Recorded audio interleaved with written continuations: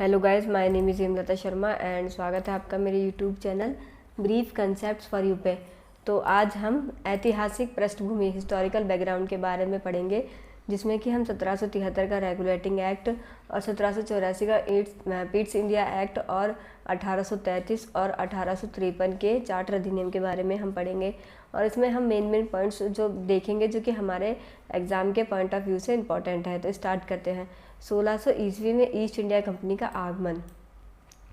1600 ईस्वी में east India company Bharat व्यापार करने के पर्पज़ से आई।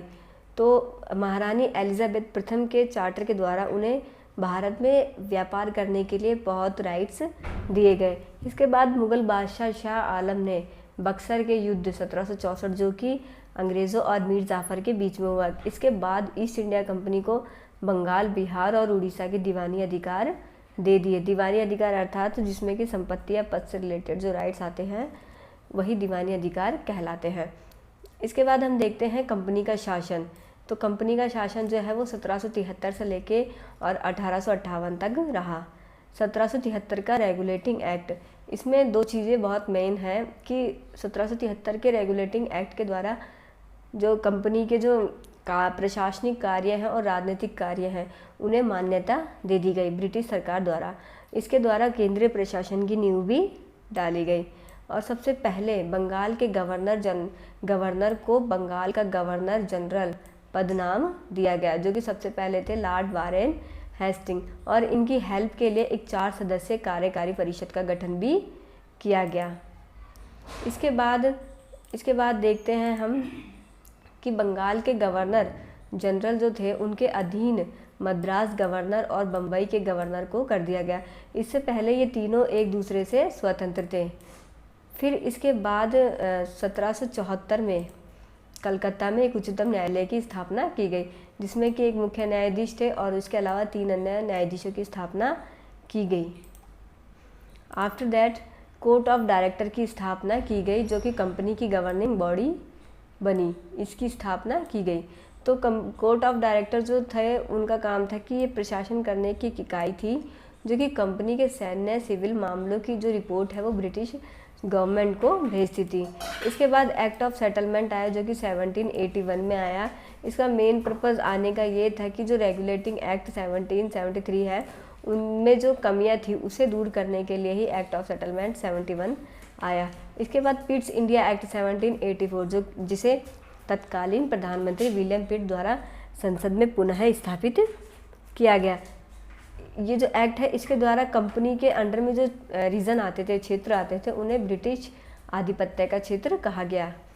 इसके बाद इस एक्ट के द्वारा ब्रिटिश जो सरकार है उनके द्वारा जो कंपनी के कार्य है और जो प्रशासन है, एडमिनिस्ट्रेशन है, उस पर पूरी तरीके से कंट्रोल कर लिया गया।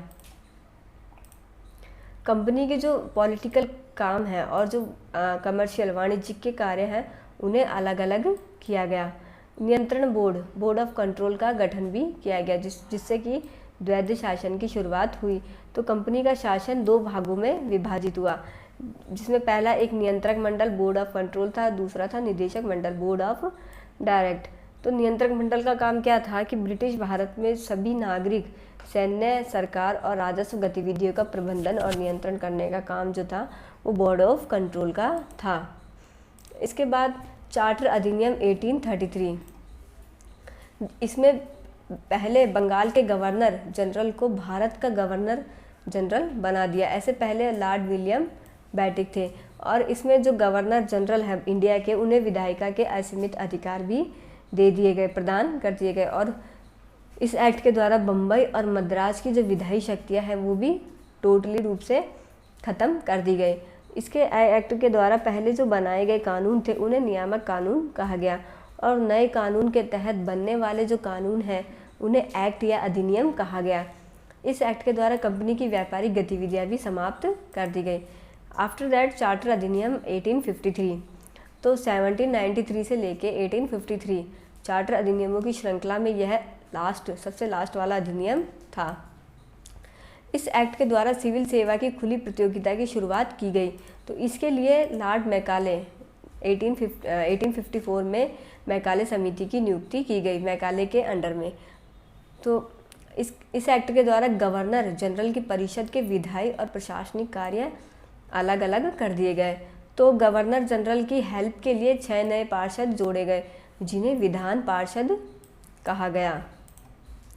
और जो 4 सदस्य हैं वो बंगाल, मद्रास, बम्बई और आगरा से लिए गए, जिनका चुनाव स्थानीय प्रांतीय सरकारों के द्वारा किया गया और इन सबको भारतीय केंद्रीय विधान परिषद कहा गया। तो इस तरह से आज हमने ये एक्ट पढ़े। इसके बाद हम जो आगे आने वाले एक्ट हैं उनको कवर करेंगे।